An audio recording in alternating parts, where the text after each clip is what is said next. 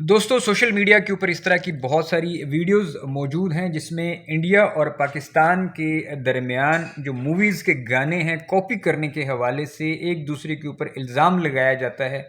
एक दूसरे के ऊपर क्लेम किया जाता है कि फ़लाँ जो मुल्क है उसने हमारी मूवी का या किसी सोलो सिंगर का गाना जो है उसको चोरी कर लिया है, उसको कॉपी कर लिया है बग़ैर किसी इजाज़त के। अब इसमें 2-3 चीज़ें हैं। इस तरह के बहुत सारे प्रोग्राम्स हैं, आप ख़ुद भी सर्च करके देख सकते हैं। पाकिस्तानी बहुत सारे ऐसे म्यूज़िशियंस हैं या सिंगर्स हैं जिन्होंने दावा किया कि हमारा गाना जो है वो इंडिया ने फ़लाँ मूवी के अंदर उसको बग़ैर इजाज़त के उसको शामिल कर लिया, उसको चोरी कर लिया। और बिल्कुल इसी तरह से इंडिया के भी कुछ लोग हैं, उन्होंने भी दावा किया कि पाकिस्तानी कुछ फ़िल्मों के अंदर भी इंडियन जो फ़िल्में हैं उनके जो फेमस गाने थे उन्हें चोरी किया गया, उन्हें वहाँ पे शामिल किया गया बग़ैर इजाज़त के। अब इसके अंदर जहाँ तक लाइक्स और कमेंट्स की बात है, आप देख लें लोग उस पे कमेंट्स भी बहुत सारे करते हैं, उस पे अपना-अपना वो जो रिएक्शन है वो देते हैं कि भाई इंडिया ने इतने गाने चोरी कर लिए। जो पाकिस्तानी हैं वो इस हवाले से बात करते हैं, जो इंडियंस हैं वो इस हवाले से बात करते हैं कि पाकिस्तान भी पीछे नहीं है इस मामले में। पाकिस्तान की भी बहुत सारी फ़िल्मों के अंदर आप देखें तो इंडियंस जो सिंगर्स हैं या फ़िल्में हैं, उनके गाने जो हैं वो शामिल किए गए हैं और इसमें कोई शक नहीं है।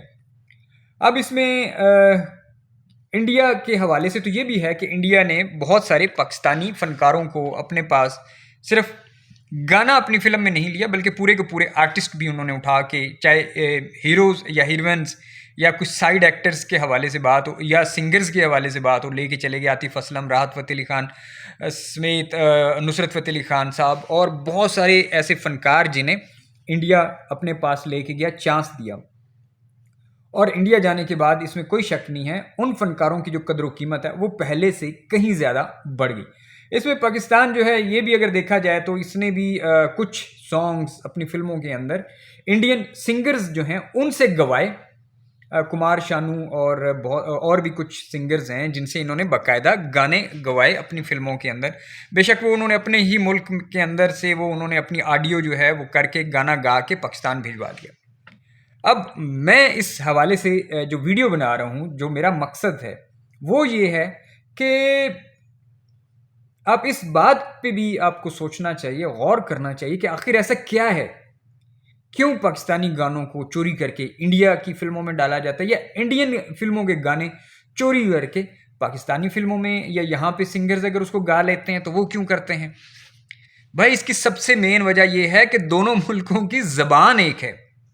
अगर देखा जाए तो बड़ी ज़बान है, वैसे तो और कई ज़बानें बोली जाती हैं जो अक्सर हो सकता है दूसरों को समझ भी ना आती हो, लेकिन जिसको आप हिंदी कहते हो, जिसको आप उर्दू कहते हो, बुनियादी तौर पे बेसिकली ये एक ही ज़बान है और इस ज़बान के अंदर जो गीत गाए जाते हैं वो दोनों मुल्कों में सुने जाते हैं। दोनों मुल्कों में अगर कोई इस तरह की कोई मूवीज़ हैं, अब हम पाकिस्तानी हैं और हम इंडिया की बहुत सारी फ़िल्में देखते हैं। हम लोगों ने बचपन से लेके आज तक मेरे ख़्याल में जितनी भी इंडिया की फ़ेमस मूवीज़ होंगी, सारी देखी होंगी। हमारे पाकिस्तानी जो हैं वो देखते हैं इंडियन मूवीज़ और इंडिया के अंदर भी ऐसा नहीं है कि पाकिस्तानी फ़िल्में नहीं देखी जाती, वहाँ भी देखी जाती हैं। इसके बावजूद कि पाकिस्तान की जो फ़िल्म इंडस्ट्री है वो तकरीबन तबाह बर्बाद हो चुकी हुई है।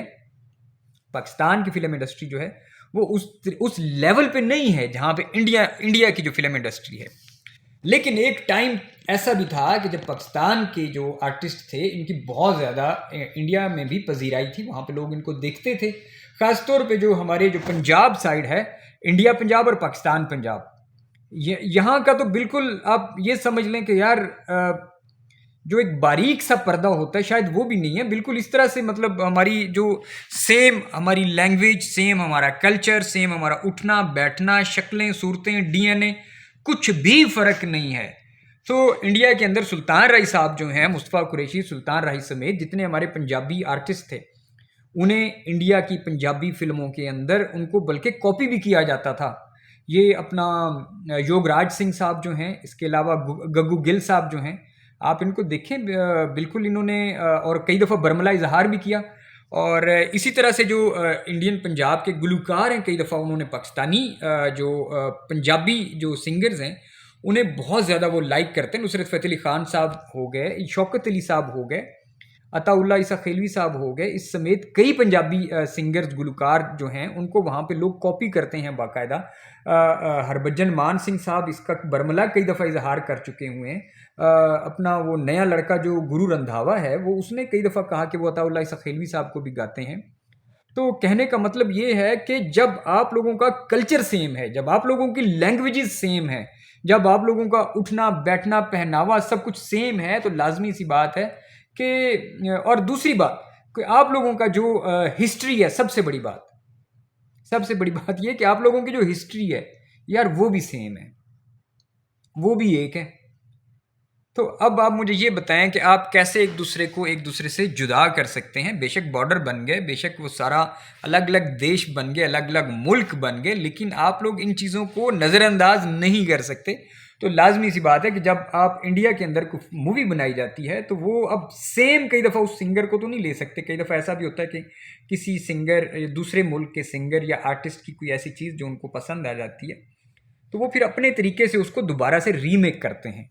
और यही यहाँ पे भी होता है। पहले तो ये होता था, इंटरनेट नहीं था, इंटरनेट ना होने की वजह से पता भी नहीं लगता था कि कोई ऐसी सूरत हाल है कि फ़लाँ देश से ये चीज़ उठा ली गई और लोग ये समझ रहे होते थे कि वाह भाई बड़ी बात है यार, ये यहाँ पे प्रोड्यूस हो रहा है। अब ऐसा नहीं है। अब इंटरनेट है, सेकंड्स के अंदर मिनटों के अंदर पता लग जाता है कि ये जो म्यूज़िक है या फिर ये जो टोन है ये तो फ़लाँ देश, फ़लाँ मुल्क या फ़लाँ लोगों ने इसको पहले से गाया हुआ है। बाकी ये कि एक चीज़ जिसको आप क्लासिक कहते हो, क्लासिक सॉन्ग्स हैं आपके, क्लासिक पोइट्स हैं आपके, आपके जो ऐसे और लोकगीत जो होते हैं, लोकगीत जो होते हैं इसके ऊपर तो यार कॉपीराइट का भी कोई रोला नहीं है। लोकगीत आपके सेम वही दोनों मुल्कों में गाए जाते हैं। शादी ब्याह पे देखें, दोनों मुल्कों के अंदर सेम गीत, सेम गाने गाए जाते हैं। तो मेरे ख्याल में इसके ऊपर हमें बहुत ज़्यादा जो है वो सोचने की ज़रूरत नहीं है। हाँ ठीक है, लाइक और कमेंट्स जो हैं उसके लिए हम एक दूसरे को कह सकते हैं फ़लाँ ने फ़लाँ को चोरी कर लिया, फ़लाँ ने फ़लाँ की चीज़ बगैर पूछे उठा ली यार। लेकिन जो बहुत सारी चीज़ें जो हैं जो आप में सिमिलर हैं उनको अगर आप जहन में रख के कुछ चीज़ें अगर सोचेंगे तो मेरा ख्याल है आपको लगेगा कि चलो यार ठीक है, कुछ चीज़ें जायज़ हैं, ठीक है जायज़ है, ले लिया। एक एक चीज़ है, मैं यहाँ पे फ़र्ज़ करें इधर अपने गांव में बैठ के कोई चीज़ बनाता हूँ और इंडिया के किसी मूवी में फ़र्ज़ करें या किसी अच्छी जगह पे उसका रीमेक बना लिया जाता है, तो चलो यार आप ये भी तो सोचें कि आप में कुछ गट्स थे यार। और कई दफ़ा ऐसा भी नहीं होता कि हर दफ़ा उसको उसका क्रेडिट नहीं दिया जाता, कई दफ़ा क्रेडिट भी दिया जाता है। उससे ये होता है कि आपकी भी जो कदर व कीमत होती है वो लोगों के सामने आ जाती है।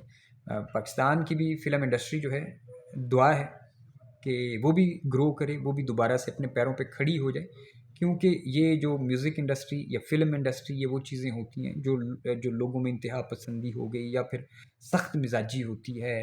क्योंकि जब आपके पास तफरीह के लम्हात नहीं होंगे तो ये बहुत ज़रूरी हैं। तो बहरहाल वीलॉग बहुत लंबा हो जाएगा। आपसे आज के लिए इजाज़त चाहूँगा, इंशाल्लाह फिर किसी और टॉपिक के हवाले से आपसे बात होगी। और गुजारिश है कि मेरे चैनल को भी फॉलो ज़रूर कर लीजिएगा और वो जो बेल आइकॉन का बटन लगा हुआ है उसको भी प्रेस कर दीजिएगा ताकि जो भी मैं अगर कभी कभी कोई वीडियो बना लूँ तो आप तक पहुँच जाया करे।